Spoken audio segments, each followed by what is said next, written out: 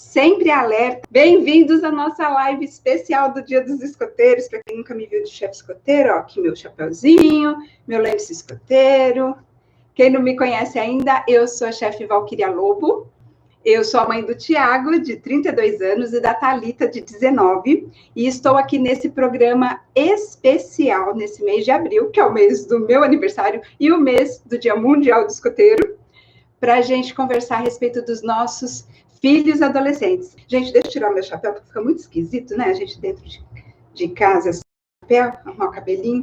Vocês gostaram de ver meu chapéu escoteiro? Estou com saudade, gente, de isolamento social, não pode fazer atividade escoteira.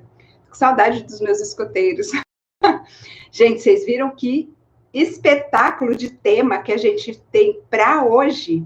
Porque essa semana, essa maratona, né, SOS Mães de Adolescentes, eu estou fazendo, assim, bem especial para a gente conversar sobre os nossos filhos adolescentes e adotar algumas estratégias, assim, mais inteligentes, vamos chamar assim, né?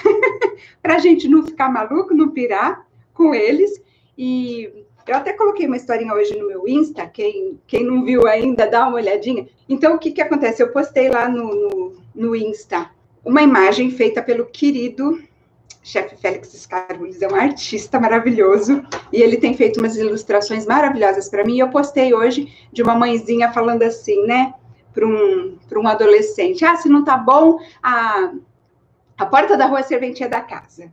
E aí eu acabei, né, para dar um contexto ali, contar um pouquinho, né, dar um texto, uma legenda para essa ilustração, eu contei um pouquinho de quando eu fui mandada para fora de casa, né, e aí o pessoal gostou bastante, e eu acho que quem não viu, dá uma olhadinha, porque mostra bem por que eu estou aqui, tá, e por que eu sou chefe escoteiro também, tá, tem a ver com isso, tá, tem a ver com uma tentativa, assim, de ser mais próxima do meu filho, da minha família. E há 20 anos eu entrei com a família toda para o escotismo, não saí nunca mais. Então vamos lá, pessoal, sem mais delongas, o especial do Dia do Escoteiro de hoje é como convencer seu filho adolescente a te ajudar em casa. Vocês estão com problema em casa, gente? Conta para mim. Conta para mim como é que é. A criatura, assim, quer que o mundo acabe em barranco para poder morrer encostado. É assim, né? Para jogar videogame é um ninja, né? Vai com a velocidade da luz. Mas se for para te ajudar com qualquer serviço doméstico, na verdade, né? Parece que vai se arrastando e você vai ficando cada vez mais irritado. E desses tempos aí de confinamento, né? Que a gente está em casa, todo mundo em casa. A louça tem se procriado como um coelho da Páscoa na pia. Tá aí assim também, gente? E que ninguém te ajuda e fica tudo sobrecarregado só para a mamãe. Parece familiar, assim? Esses exemplos, né? O quarto, então, virou um chiqueiro, né? Assim, não dá nem para entrar. É pedaço de pizza, com meia suja, tudo no mesmo ambiente. Tá aquela comédia, né? Gente do céu, e quem que não está nessa, soltando, como falava antigamente, soltando fogo pelas ventas, né? Soltando fumaça pelas orelhas de tanta raiva, igual aquela mulherzinha que eu coloquei de capa aí, que ela fica desesperada, descabelada. Todas as mães de adolescente parece que se identificam muito com ela. Eu recebi vários feedbacks a respeito disso. Essa mulher me representa. Gente, mas vamos falar sobre isso?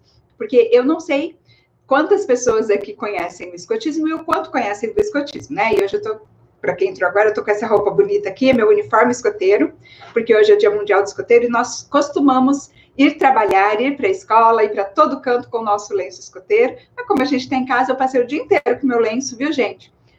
Morrendo de saudade de estar saracoteando por aí com ele, mas ainda assim a minha homenagem para esse símbolo especial na minha vida. Bom, eu gostaria de dizer, para quem não conhece o escotismo, que em acampamento escoteiro, eu sou chefe, o escotismo ele é de 6 anos e meio até 21 anos para os membros beneficiários do escotismo, né, os membros juvenis. E a partir de 18 anos, você opta por ser, né, membro juvenil até os 21, ou pode ser voluntário como eu, até as perninhas aguentarem, não tem idade máxima, né? Então, o que acontece? O programa educativo, ele é separado por faixa etária, né? E eu estou acostumada a lidar mais com a turminha, que fica dos 10 anos, 10 e meio mais ou menos, até os 14, 15 anos. é a turma que eu tenho uma interação mais próxima, que eu acampo junto com eles neste momento, né? Faz 8 anos com essa turminha. Já acampei com os mais velhos, né? De 18 a 21, já acampei muito com os de 15 a 17. Uns pequenininhos de 6 anos e meio até 10, 11 anos também. Já atuei bastante no começo da minha carreira como escotista, que é o trabalho voluntário que eu desenvolvo com todo amor, que faz parte da minha vida.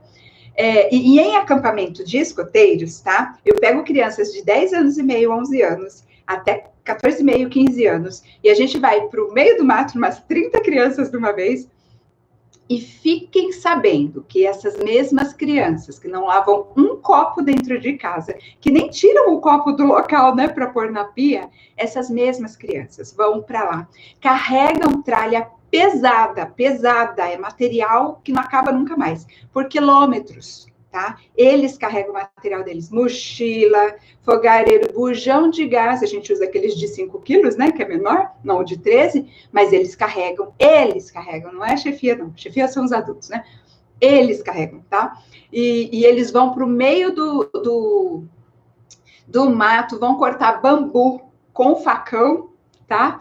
10 anos e meio a 15 anos, eu tô falando, tá? A partir de 10 anos e meio, eles já fazem isso, viu? Corta bambu, carrega, tira, desfolha todo o bambu, né? Tira aqueles raminhos, aquelas folhinhas, monta a mesa com esses bambus e o sisal, monta banco, monta portal, monta mastro para pôr a bandeira, montam as barracas, cozinham, limpam todo o local, e quando a gente vai embora, eles ainda deixam todo o local que a gente usou melhor do que a gente encontrou. Por isso que não é raro o escoteiro conseguir espaços gratuitos para acampar.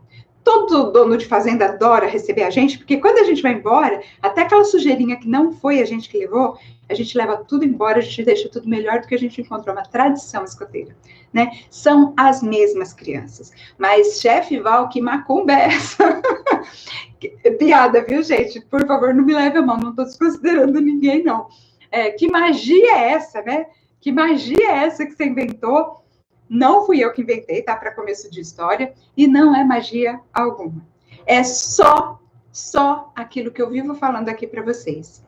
Mudança de olhar, mudança de postura do adulto implica em mudança de resposta da criança ou do jovem, tá? Simplesmente isso.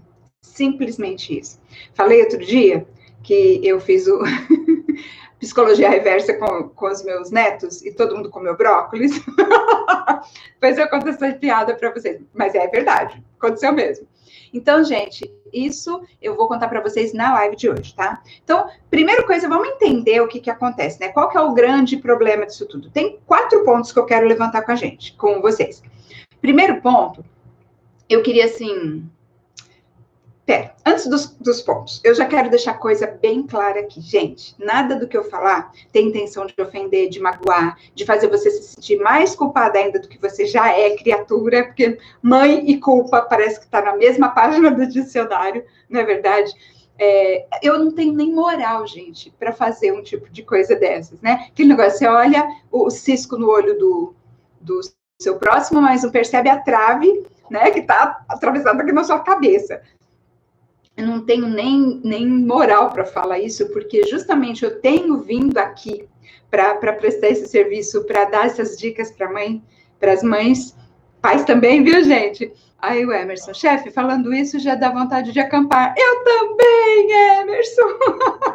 Eu também, dá muita vontade de acampar. A gente vai falar bastante de acampamento hoje, para a gente compartilhar com os leigos, né? Quem não sabe o que é escotismo, qual é a magia que a gente usa para que os escoteiros façam tudo isso, tá? E chega no final do acampamento, depois de passar 2 dias, geralmente a gente acampa, né? Final de semana, 2, 3 dias, naquele sufoco, trabalhando que nem camelo, né? Eles ainda chegam no final do acampamento, daquele grito de patrulha com gosto, com garra, que o pessoal fica, meu Deus, o que eles tomaram, né?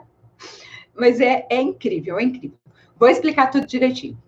Mas eu estava dizendo para vocês justamente que, assim, não precisa se sentir culpada, não precisa se sentir nada do que eu falar tem intenção de magoar, de chatear, de apontar dedo, de criticar. Primeiro, porque eu não tenho nenhuma moral para fazer isso, porque, como eu estava dizendo, né, eu vim aqui para contribuir, justamente porque quando o meu filho era adolescente, o Tiago, tem até uma amiga, a Sandrinha, falou assim: o Tiago postou uma foto minha hoje, que foi um desafio dos colegas lá, né? Posta a foto da mãe, posta a foto da mãe. Ele postou uma foto minha. E uma amiga, né, que não tinha visto ele ainda, me conheceu aqui das redes sociais, falou assim: Val, mas quando você fala dele, eu achei que era um adolescente. E o Thiago vai fazer 33 anos esse ano, né?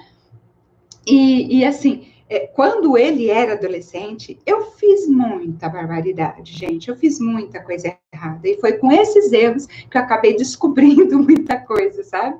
Depois com os estudos, o escotismo e tudo mais. O escotismo é uma base fundamental, é um dos pilares da minha vida e de toda essa minha abordagem, toda essa minha filosofia relacionada aos adolescentes, eu trago principalmente do escotismo, tá? Então, vamos lá, os 4 pontos que a gente precisa elencar. Primeiro fator, gente, historicamente, né, a sociedade que a gente está, aqui no Brasil, ocidental, por aqui, a mulher sempre foi a pessoa mais responsável, né, estava mais a cargo dela a questão da educação dos filhos. Aí veio a Primeira e Segunda Guerra, né, na primeira metade do século XX, século passado, 1914, 1939, vocês estudaram, né, na história, não precisa decorar as datas, não. Aí o que aconteceu? Os homens foram para a guerra e as mulheres assumiram os postos de trabalho, né, começaram a tomar conta do comércio da família e começaram a ser contratadas nas fábricas, né, começaram enfim, ser a mão de obra para a produção, porque os homens estavam disponíveis, estavam na guerra. E com isso, acabou que elas gostaram da ideia, né, de ir para o mercado de trabalho, e em seguida vieram todos os como se diz, os movimentos sociais, né, em prol de liberação e igualdade de gêneros, igualdade de direitos, todas essas lutas aí, né, pela igualdade da mulher. E aí a gente tem tudo isso contemporâneo a um mundo de cultura extremamente machista. Você que acredita que a educação fica por conta da mãe e que o pai é o responsável por prover.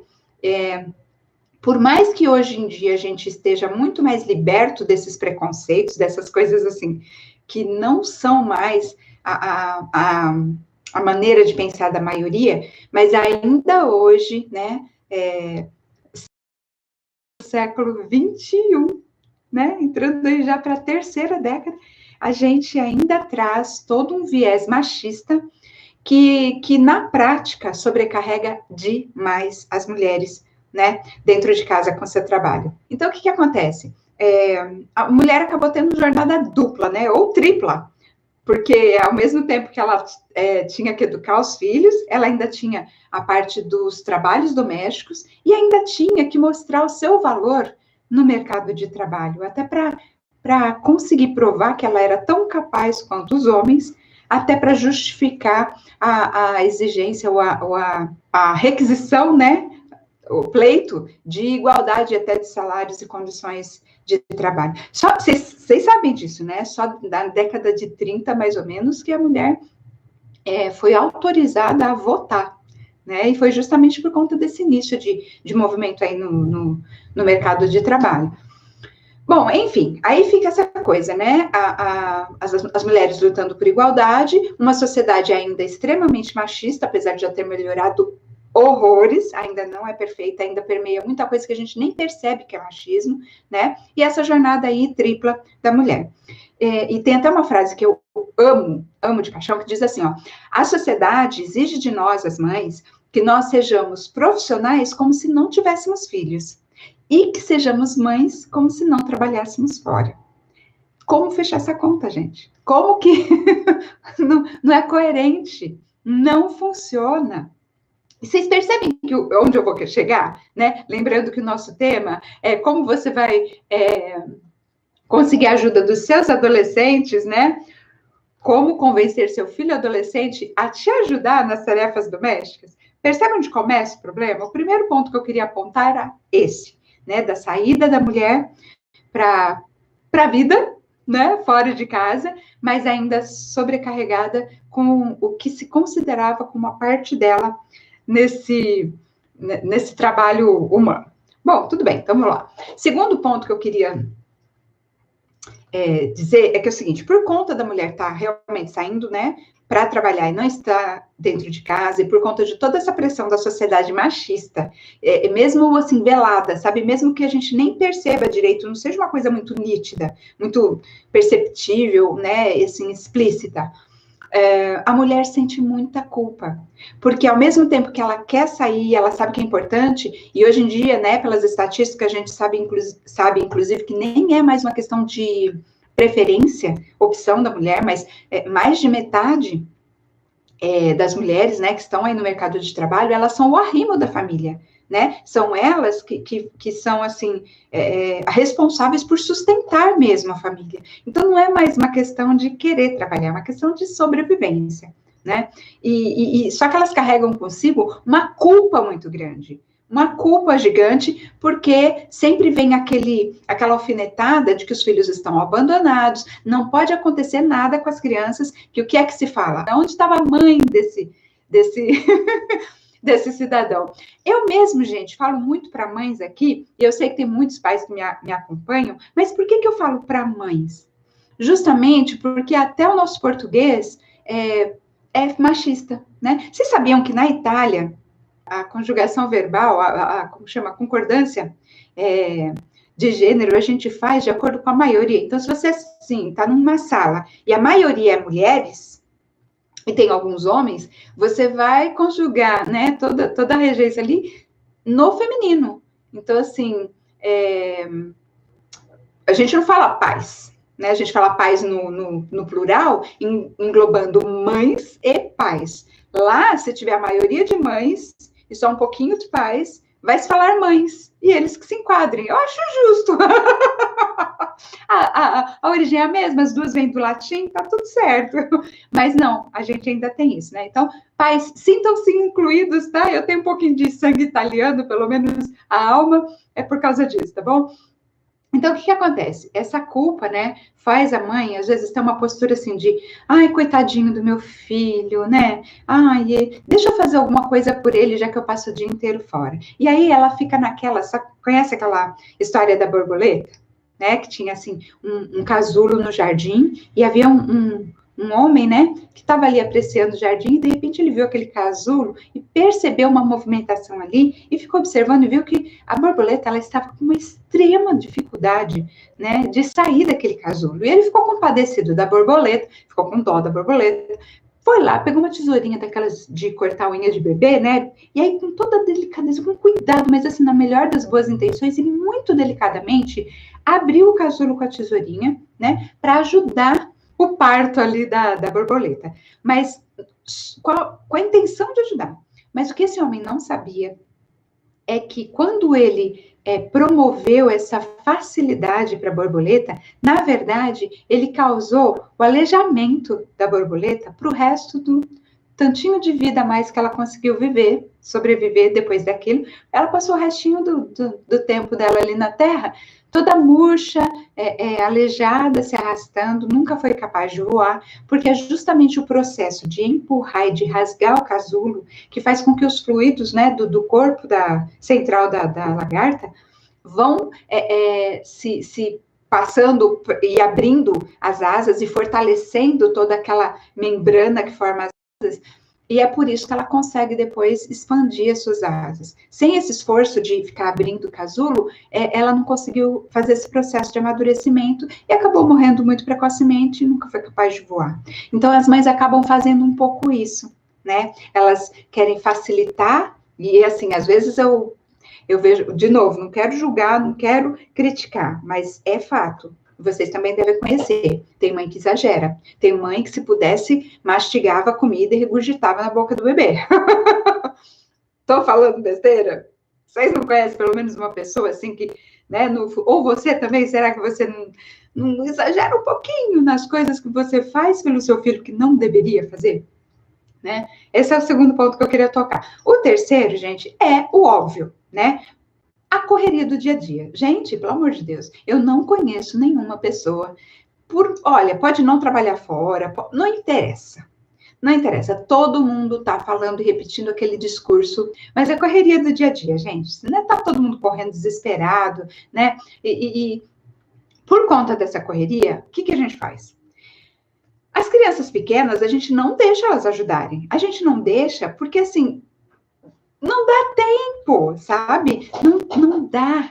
Então, na hora que a gente tem ali um pouquinho de tempo para dar aquele tapa na casa, né? A gente vai, ó, vai brincar que eu vou arrumar aqui, ou então, né? Tá sentado no sofá, levanta esses pés, vai pro sofá, levanta o pé para eu limpar por aqui e pau na máquina, né? Não dá para a gente ficar com paciência para ensinar os bebezinhos, né?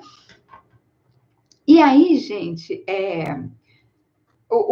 eu queria mostrar para vocês o que acontece nesse terceiro ponto, tá? Porque Montessori, Maria Montessori, ela foi uma médica contemporânea de Bipi, inclusive, que é o fundador do escotismo, né? Ela acabou desenvolvendo um método educacional, um método montessoriano. Inclusive, o Tiago, meu filho, estudou por esse método na escola Santa Úrsula, aqui de Ribeirão.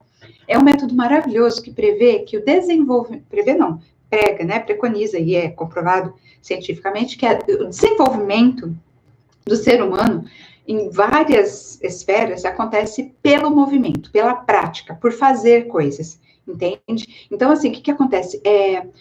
Nas escolas montessorianas, as próprias crianças, elas têm acesso, né, às coisas. Então, se você adota um método montessoriano na sua casa, né, não só nas escolas, o berço do bebê, né, a caminha da criança, é toda colocada num tamanho que ela seja autônoma, que ela consiga subir na cama, que ela consiga descer da cama. Existem uns torres de tarefas, que é como se fosse uma escadinha segura, que a criança consegue subir naquela escadinha e alcançar a pia, né? Tudo fica ao alcance da criança, sabe?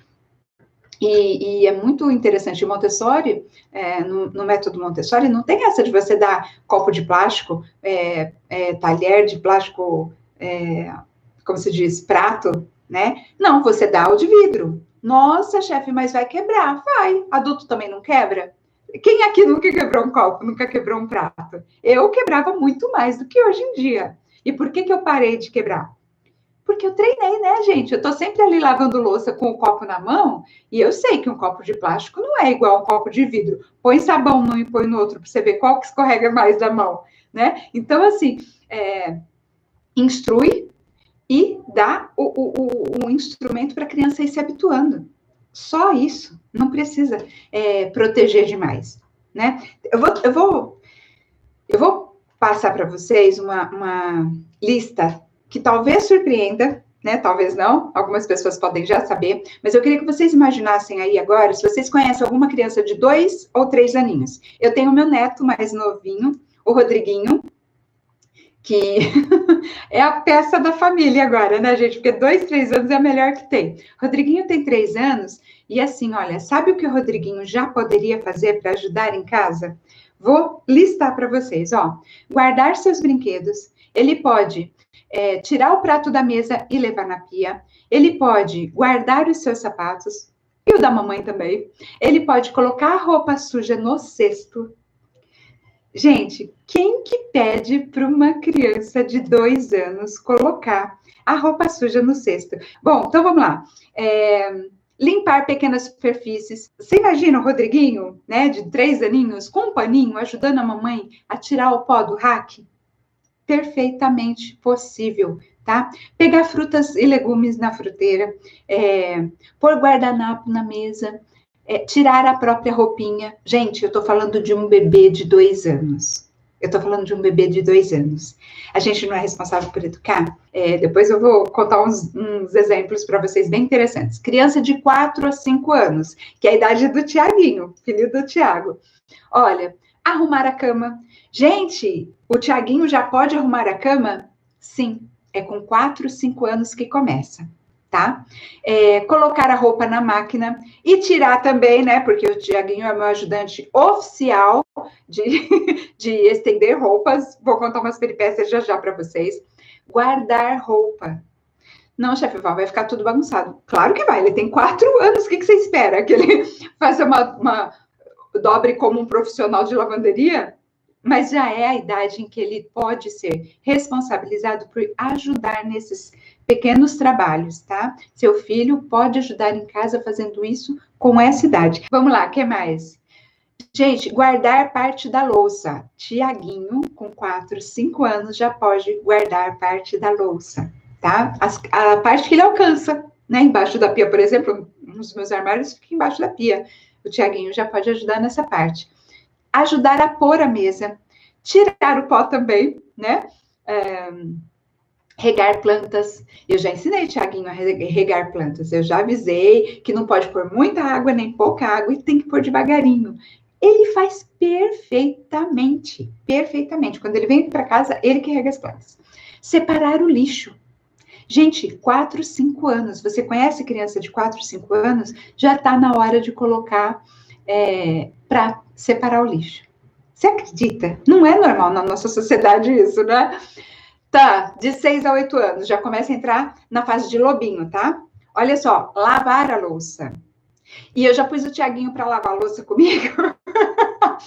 Com 4, tá? Pôr e tirar a mesa, né? Então, seu lobinho, seu escoteiro aí de pequenininho, de 6 a 8 anos, ele já pode ser o responsável por pôr e tirar a mesa, né? Tem mãe que fala assim, não dá para tomar café da manhã, todo mundo junto, né? Sou eu para preparar tudo? Não, cada um tem a sua função e o pequeno de 6 anos é o que põe e tira a mesa. Dividindo, dá tempo perfeitamente. Ou muito mais fácil, né, gente? Tirar o lixo da casa já pode ficar por conta dos pequenos, mas eles não aguentam. É claro que aguentam. É claro que aguentam. Vocês não têm ideia do que eles aguentam. Mas é sujo. Ótima oportunidade dele já aprender a se cuidar e se limpar e ter ali a sua, cuidar da sua higiene, pegar o hábito de toda vez que mexer no lixo, tem que lavar a mão muito bem direitinho. O Tiaguinho estava me ensinando a lavar a mão esses dias, viu, gente? Direitinho. O Tiago tem 5 anos. Varrer a casa. Ah, mas não vai ficar bom. Não, não vai ficar bom. Não vai ficar bom no começo. Mas quanto mais ele varrer, quanto mais divertido ele achar varrer, mais ele vai querer varrer, tá? E eu já vou completar tudo isso aqui, ó. Passar aspirador de pó. A minha neta mais velha tem 7 anos, fez em janeiro. Ela faz mais que isso, tá? Vou contar para vocês o que eu fiz domingo com eles. Passar aspirador, arrumar o quintal, guardar compras, pendurar roupa no varal de chão, porque ela não alcança lá em cima, né? Ó, Cateia, com certeza, lobinhos lavam os kits de alimentação em todas as atividades, organizam suas mochilas e por aí vai. Não é? Quem que tá aí? Conta. Dá seu nome. Quem que tá aí com uma alcateia flor vermelha? É aquele lá? É o chefe Francisco? Quem que tá aí?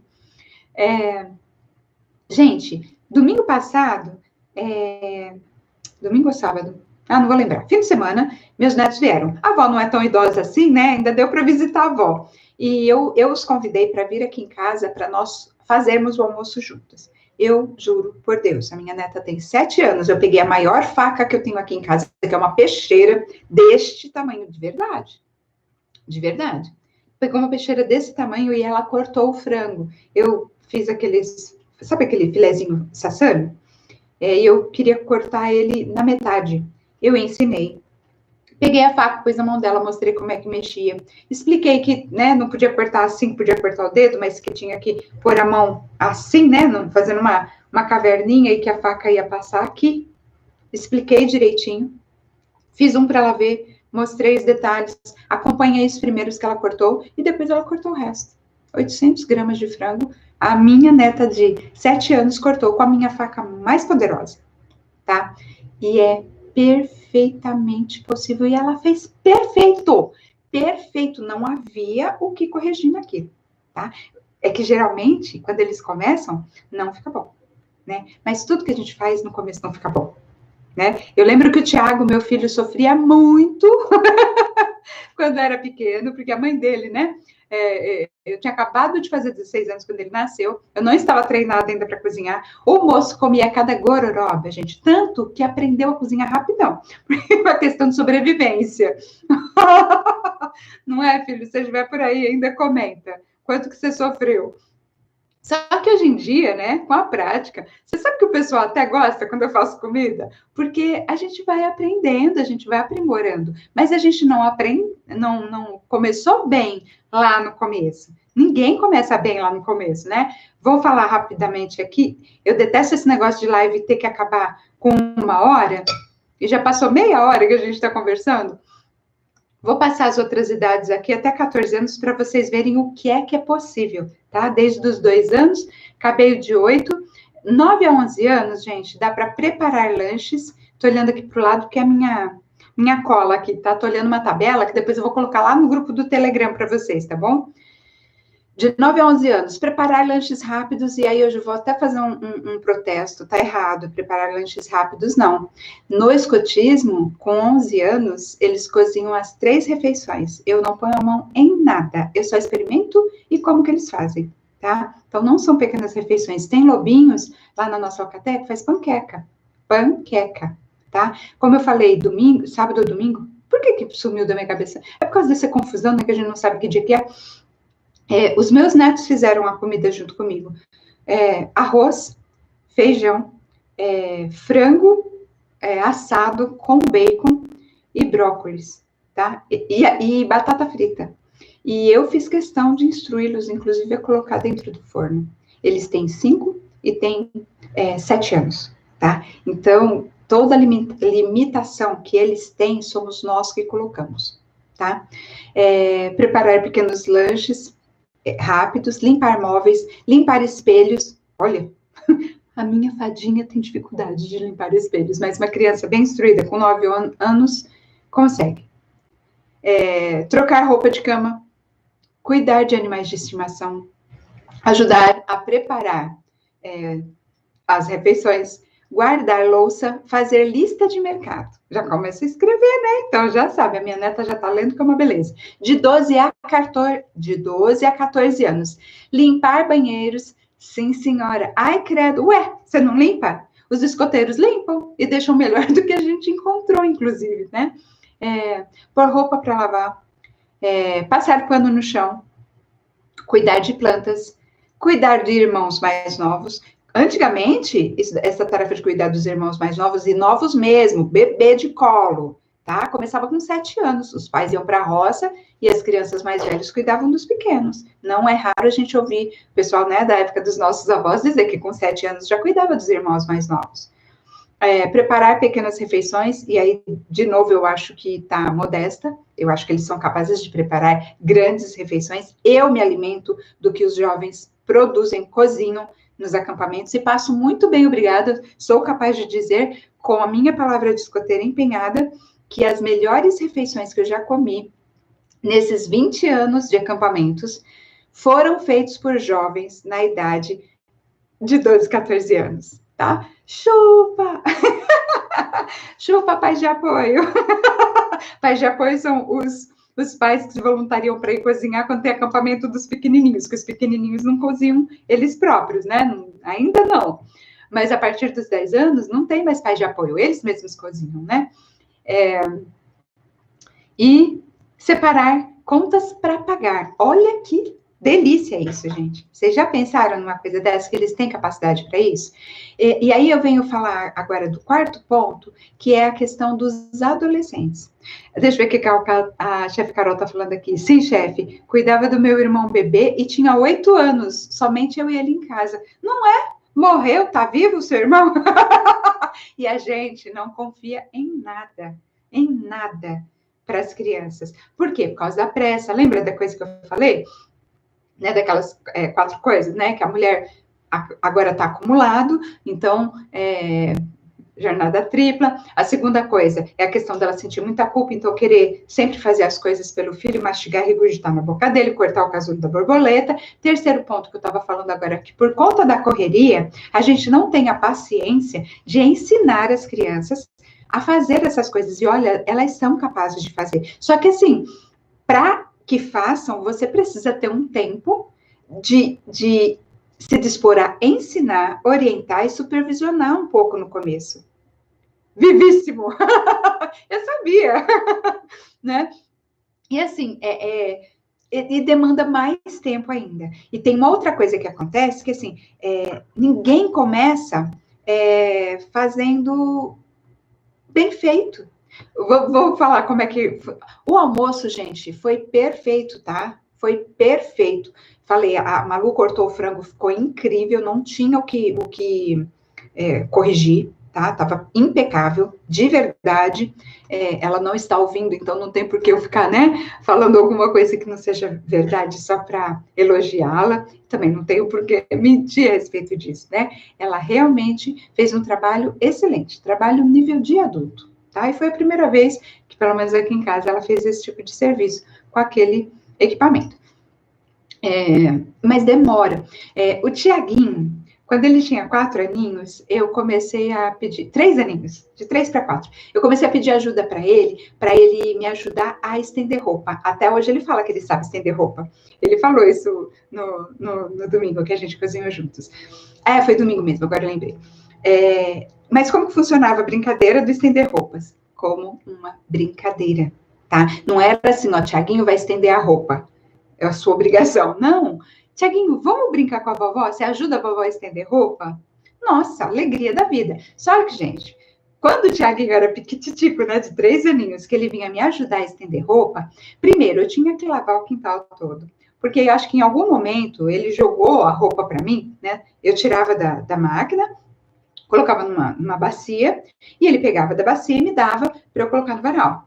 Só que em algum momento ele jogou para mim e eu fiz festa para ele, então ele entendeu que para ele me dar a roupa ele tinha que jogar. E obviamente, né, com pouca prática, nem sempre ele acertava e nem sempre eu conseguia pegar e aí a roupa caía no chão, né? Então, resolvi isso como? Lavando o quintal. É um quintal piquititico. Você lavou o quintal, chama o neto para ajudar a estender roupa. Gente, ele adora, e ele tem orgulho de dizer que ele sabe estender roupa. Ele falou domingo, fazia tempo que a gente não estendia roupa juntos, né? E mesmo assim ele ainda lembra, faz 2 anos que eu comecei a brincar com ele de estender roupa, né? E eu já tô contando isso para vocês, porque eu vou puxar um ponto já. Porque o quarto ponto que a gente estava conversando é a respeito dos adolescentes. Os pequenininhos, a gente faz desse jeito, vai levando meio como uma brincadeira, supervisiona, orienta, supervisiona, e tem a paciência de esperar, porque eles não vão fazer tão rápido, nem tão bem feito quanto a gente. Isso, né? Mas é um investimento, gente, que vale muito a pena depois, tá? Os adolescentes, como eles não foram acostumados, por que eles não gostam de ajudar? Por que eles vira olho e fica assim, né, fazendo corpo mole e não quer ajudar de jeito nenhum? Que você acaba se irritando e você mesmo pega para fazer. Primeiro, eles não estão habituados a fazer isso. Desde que eles nasceram, nunca foi obrigação deles. Nunca foi uma coisa natural, tá? Se a gente fizesse desde pequenininho desse jeito que eu falei, o mundo que eles cresceram, o normal eu sento para assistir televisão, minha mãe arruma a casa. É assim que funciona a vida. Eles não conhecem outro universo em que isso é diferente. Não caiu a ficha para eles de que um espaço coletivo em que várias pessoas convivem, todo mundo tem que contribuir para que aquele espaço fique confortável para todo mundo. Entendem isso? Quando você pede para um adolescente, de repente, você nunca pediu, só levanta os pés que eu vou limpar, né? Pede para um adolescente fazer alguma coisa, ele fala, ué, como assim? Mudou tudo agora? Por que eu tenho que fazer? Não é minha obrigação? Mas como não é sua obrigação? Não sou eu que faço essas coisas, é minha mãe. Isso é coisa de mãe. Entende? Eu lembro perfeitamente de quando... gente, uma das pessoas que eu mais amei na minha vida e amo é a minha madrinha, já falecida. Minha infância toda foi marcada por ela. E eu lembro que eu ia visitá-la e era uma criança, era uma coisa maravilhosa visitar minha madrinha. Era assim, férias. Quando visitar minha madrinha equivalia a férias na praia. Maravilhoso. Certa vez, eu fui visitá-la, eu tinha ali meus 7, 8 anos, ela me pôs para varrer a casa. Eu fiquei tão revoltada, eu achei um absurdo e comecei a não gostar mais tanto das minhas férias, não. Porque, como assim? Eu vim aqui para brincar, agora eu virei doméstica. Eu sentia isso, é lógico que eu fui lá, né, fiz e tal, mas eu não gostei. Eu lembro perfeitamente até hoje, fiquei de nariz torcido para minha madrinha. Olha, né? Então eles não gostam porque no mundo deles não é obrigação deles, nunca foi. O que aconteceu que mudou? Entende? Por que agora eu tenho que fazer se eu nunca fiz? Eles não fazem de propósito. E aí acontece o quê? Como eles nunca treinaram, eles vão estar com a mesma habilidade do Tiaguinho. Porque a gente só aprende a fazer a coisa fazendo. Isso, inclusive, é método escoteiro. A aprendizagem se dá pelo movimento, pelo fazer. Aprender fazendo, faz parte do método escoteiro. E você vai fazendo e vai melhorando, vai fazendo e vai melhorando. De repente, do dia para a noite, o tal do cidadão lá que sempre esteve só no sofá, assistindo televisão, jogando videogame, é convidado a sair daquilo que lhe dá um monte de prazer, um monte de dopamina, né? Para ter que fazer uma coisa que ele não sabe fazer, que não, na cabeça dele não é obrigação dele, e que ele ainda, quando faz, é recompensado com xingamento, com briga, com crítica, porque está fazendo de má vontade, porque não sabe fazer nada direito, porque está demorando demais, porque não era do jeito que eu queria. Entende? Ele não desenvolveu aquela habilidade, tá puto porque tá tendo que parar de fazer uma coisa legal para fazer uma coisa que ele não estava habituado a fazer. E ainda quando ele faz, a gente tem a mania de olhar só os contras, só os pontos negativos e não os positivos. É chato, e além disso, a nossa expectativa de que eles já saibam fazer só porque são grandes, faz com que a gente não elogie o suficiente, não dê para eles o incentivo necessário para que eles queiram fazer mais, né? Então, tomara que você tenha pego aí essa parte que a gente conseguiu passar no Telegram. E a solução que eu tinha passado para vocês é assim, né? Se você tem filhos pequenos, pega aquela tabelinha e já vai desde já deixando bem claro que a partir de 2 anos, todo mundo que convive naquele espaço tem obrigação, sim, de contribuir com o coletivo. Essa é a vida normal, e não a vida normal que os adolescentes cresceram vendo, que é o quê? Eu no sofá e a mamãe fazendo tudo, tá? Se não é o seu caso, né, você já tem os filhos adolescentes, que eu acho que a maioria está aqui, e não teve esse ensinamento lá atrás, começa agora, tá? E eu vou te dar as dicas de como implantar. Primeiro, a gente tem o pretexto perfeito para começar agora, que é justamente essa época de procriação em nível de coelho, da louça na pia. Todo mundo em casa, a pia está transbordando, né? Muito mais coisas para fazer em casa. Então, é o pretexto ideal para você começar já, né? Mas quais são os pontos que a gente precisa prestar atenção? Primeiro ponto, põe na sua cabeça, da visão no ponto de vista do jovem, do adolescente, quando você pede alguma coisa para ele, você está querendo se folgar em cima dele, porque não é obrigação dele. No mundo em que ele nasceu, ele nunca teve que fazer. Sempre a mamãe que fez. Então, é obrigação da mamãe. É essa verdade que ele enxerga do planeta, da vida que ele sempre viveu, tá? Então, se você criou seu filho sem ter tempo de ensinar para ele desde pequenininho como é que fazia tudo, né? 2 aninhos já pôs um paninho na mão dele para ele tirar pó? Não sabia que podia, né? De uma hora para outra você quer que ele ajude? Se é esse o seu caso, então entenda, a vida que ele percebe, o mundo em que ele nasceu, não é obrigação dele fazer. Então, na cabeça dele não é, mas tem um jeito de você reverter isso daí. Primeiro passo, põe isso na sua cabeça e tudo que você for pedir para ele, se a gente tem que tirar o adolescente desse mundo mágico de que ele não tem obrigação de ajudar, a nossa postura tem que ser de quem aceita e está pedindo um favorzinho, está pedindo uma ajuda, tá? Então, se põe na posição de quem está recebendo um enorme favor, tá? E aí usa aquele exemplo de educação que a gente ensinou para eles, né? Por favor e obrigado, tá bom? Esse é o primeiro passo. O segundo é começar de pouquinho. Não vai querer começar chamando a galera para ajudar na faxina, tá? Passar o dia inteiro ali, né? Esfregando as pedrinhas do asfalto, porque eles não vão gostar dessa brincadeira. Você tem que começar com pequenos serviços, pequenos favores, tá? Coisa assim que em 2 minutinhos ele vai lá e faz para você, e aí você agradece, beija o pai dele, tá? Finge que ele tá te fazendo um favor, a gente sabe que não é, mas ele não sabe, tá? Então, eu dei um exemplo, não sei se ficou aqui, vou lavar a roupa, né? Filha, por favor, eu tô muito atrasada hoje, você pode me fazer uma gentileza?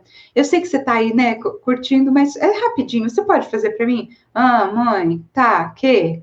Né? Revirando os olhos, mas tudo bem, finge que ela tá fazendo de boa vontade, fala assim, você pode recolher as toalhas dos banheiros e pegar a roupa no quarto do seu irmão para mamãe lavar? Por favor, querida. Aí ela vai, pega, tá aqui, com aquela cara de deboche de adolescente normal, né? Lembra que ela está te fazendo um enorme favor, que não é obrigação dela, na cabeça dela, tá? E que o que ela tá fazendo já é muito por você. Põe esses óculos, tá? Veja o mundo desse jeito, que vai ficar mais fácil você ter a postura ideal de obter a contribuição do seu jovem sem ter que brigar, obrigar, chantagear, ameaçar, tá? Esse segundo passo pede pequenas coisas, e assim, elogia, gente, elogia, mesmo que não trouxe todas as toalhas, trouxe de um banheiro, não trouxe do outro lavabo, ou esqueceu um monte de roupa em cima da cama, não sei de quem, quando você receber o favor do seu adolescente, agradece, nossa, filha, ainda bem que você buscou para mim, sem você eu não ia dar conta hoje. Aí ela já vai se sentir assim, bem por ter sido, né, reconhecida, e vai falar, nossa, coitada da minha mãe, né? Sabe? Vai ficar aquele pensamento, aquela sementinha na cabeça dela, e ela vai voltar lá para o videogame dela, para a rede social dela, e é assim que começa, de pouquinho, pequenos favores, tá? Quando ela fizer alguma coisa errada, lembra que existe um processo que a gente vai treinando. Descobri a técnica que a minha esposa usa comigo com a louça. O meu marido agora lava louça, Cris. O meu marido agora lava louça. E a técnica foi essa: elogio, elogio, elogio, abraço, amor. Nossa, você é o melhor marido do mundo. Foi lá e lavou de novo. Você acredita? Funciona, viu? Então, tem um fator aqui nesse negócio assim, de quando eles começarem a fazer as coisas, se eles não estão acostumados desde o começo a fazer, se eles não estão já treinados, já não estão hábeis, né? Falei que o escotismo usa esse método de aprender fazendo. Quando você começou a fazer as coisas lá no passado, né? A gente não... Te amo, mãe. Eu também te amo, filho. Quando a gente começou a fazer as coisas... o Thiago sabe, ele pode depor para vocês. Eu era uma péssima cozinheira. Esse menino sobreviveu por sorte.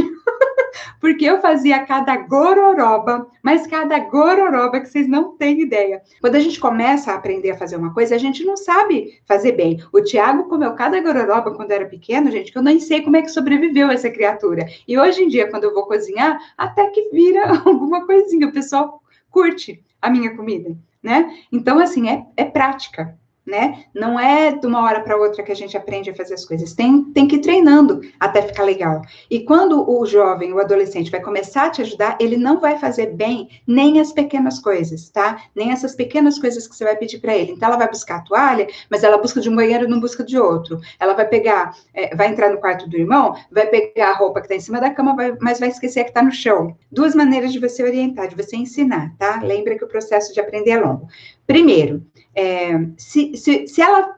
Você pediu um favor, ela fez, não fez bem feito, ignora o que tá ruim, tá? Faz vista grossa e agradece muito a parte que ela fez bem, tá? Se ela pegou metade da roupa, já é metade da roupa que você não tem que pegar, tudo bem? E assim, se passou a lavada, na próxima lava, não é o fim do mundo, você vai sobreviver, né?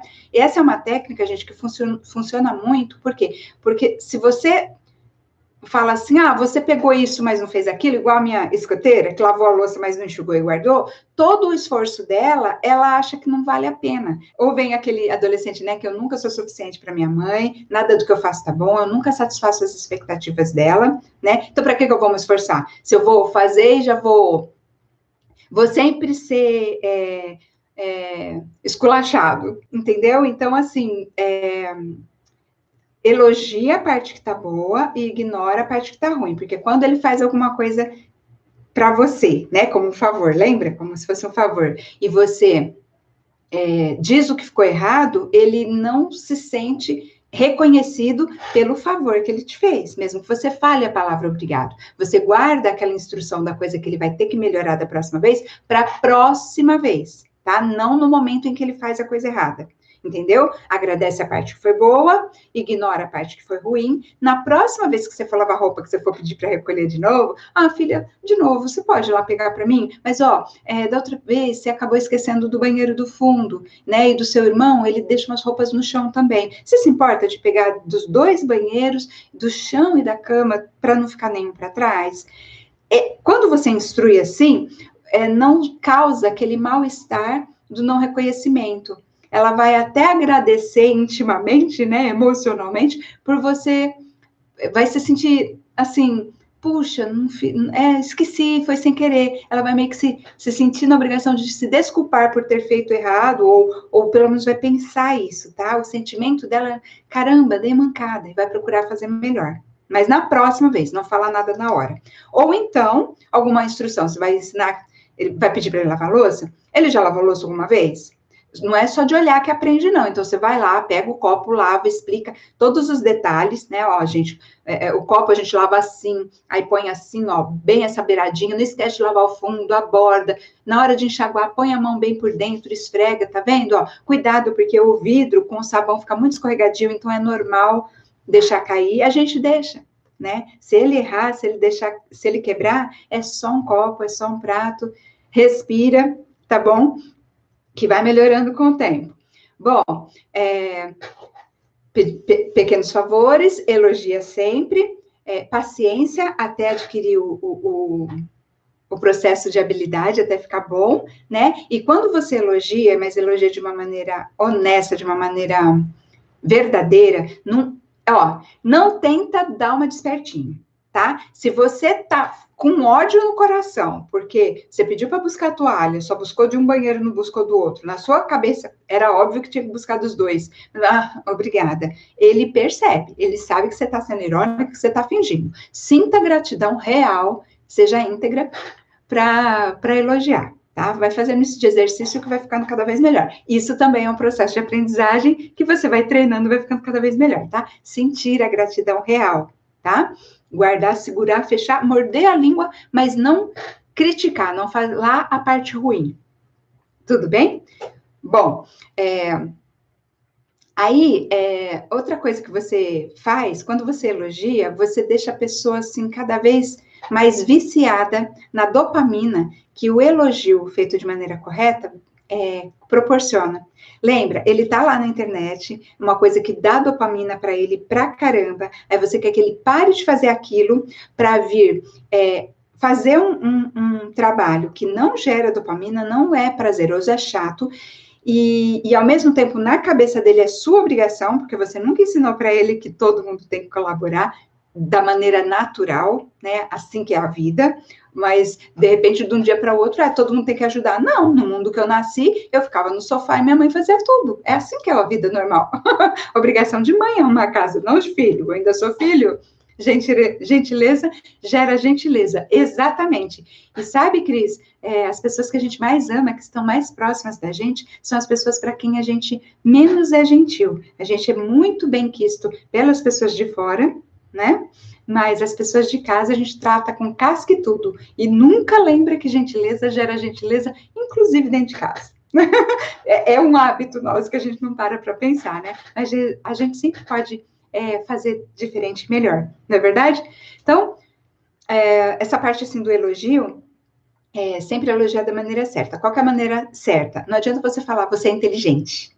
Você é inteligente, ele não teve que fazer nenhum esforço para... Isso é verdade, né? Ele não teve que fazer nenhum esforço para ser inteligente. Então, é uma maneira errada de elogiar. Posso até depois fazer uma live explicando isso mais profundamente, mas qual que é a maneira certa, então, de elogiar? Você elogia aquilo que foi algo que ele fez para merecer. Por exemplo, se ele se esforçou, né? Olha, ele estava lá, pensa, se ilude, tá? Se for o caso. Ele estava lá sentado, curtindo a vida numa boa, a chata da mãe pediu para ele parar uma coisa que dá muito prazer para ele fazer um favor. Ele revirou os olhos, falou, tá bom, mas foi lá e fez. Poxa, isso é um esforço. Obrigado, filho. Poxa, você, né? deixou de fazer suas coisas para me ajudar, estou muito agradecida por você. Obrigada pelo seu esforço, obrigada pela sua consideração. Isso é uma coisa que ele teve que ter uma ação, ele teve que ter uma participação ali, né? Uma ação que ele fez por merecer, e não nascer inteligente. Faz sentido? Isso é muito bonito. O que eu fiz para ser bonita? Nasci. Não é elogio, mas se você diz assim, nossa, você se cuida, né? Você está sempre com o cabelo arrumado, você está sempre preocupado com a higiene. Parabéns, eu gosto desse jeito de se cuidar. Isso foi um esforço que ele fez, foi algo que ele decidiu cuidar de si. Percebe? É diferente de falar, você é linda.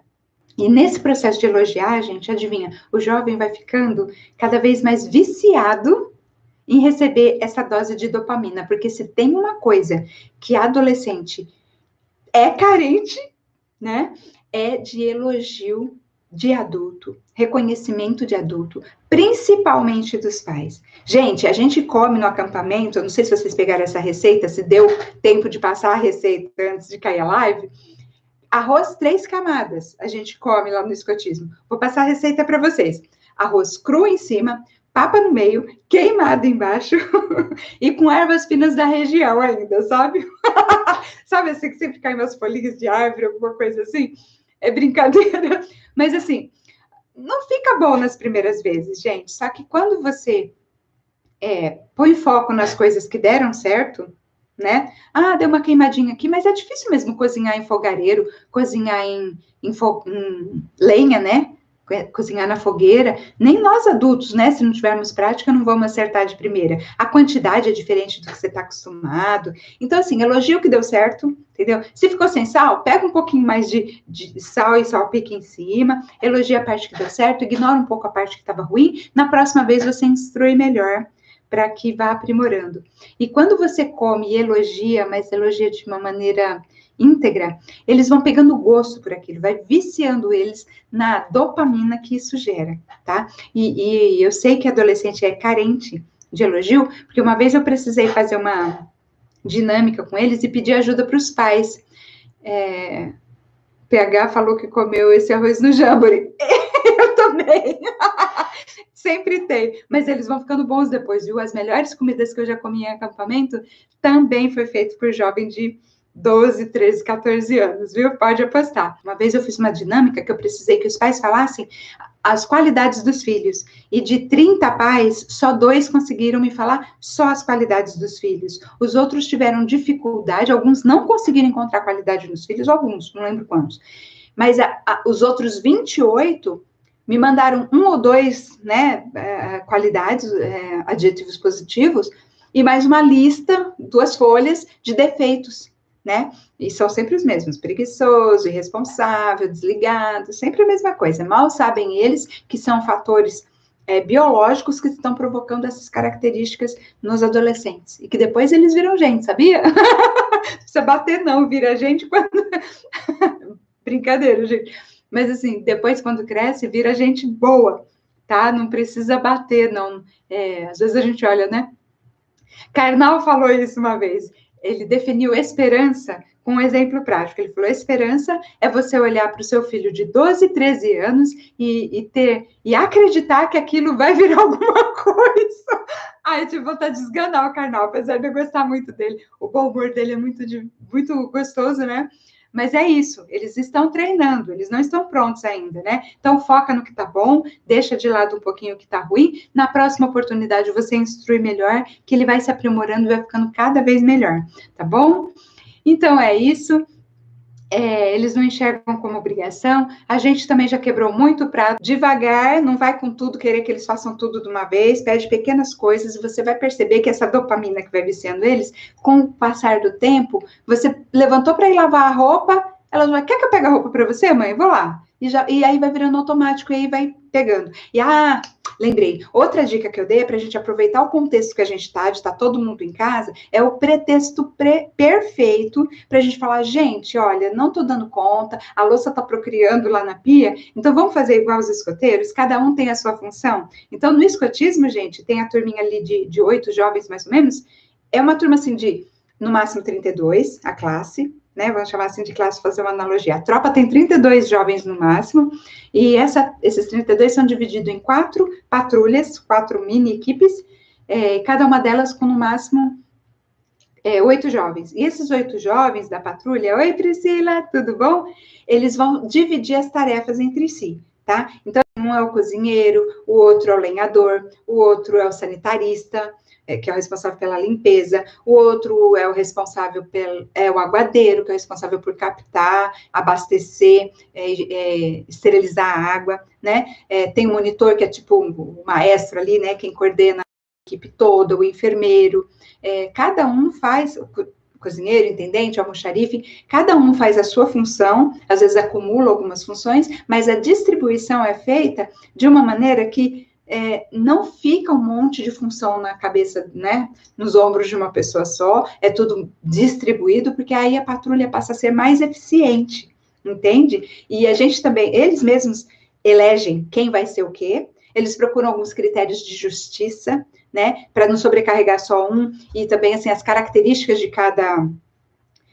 cada função. Por exemplo, quem é monitor não vai poder ser lenhador. Por que não? Porque o lenhador, geralmente, ele vai ficar um bom período, né, do começo do acampamento, lá no bambuzal, cortando bambu. Como que ele vai coordenar a equipe se ele está cortando bambu, né? Então, as funções incompatíveis. E outra coisa também que eles usam, que a gente pode usar em casa, as preferências. Tem gente que tem mais habilidade para uma coisa, ou preferência por outra. Aqui em casa, por exemplo, quando a Thalita está aqui, que eu peço alguma ajuda para ela, eu nunca peço para ela lavar a louça, porque eu sei que ela não gosta de lavar a louça. Então, assim, tem coisas que ela gosta mais, outras gosta menos. Então, não precisa, né, a gente fazer, Val, e quando tem uma coisa que ninguém gosta? Reveza, né? Quando tem alguma coisa que ninguém gosta, a gente pode fazer assim, por exemplo, vamos fazer um jogo entre família, um jogo de tabuleiro, né? Vamos jogar baralho, sei lá.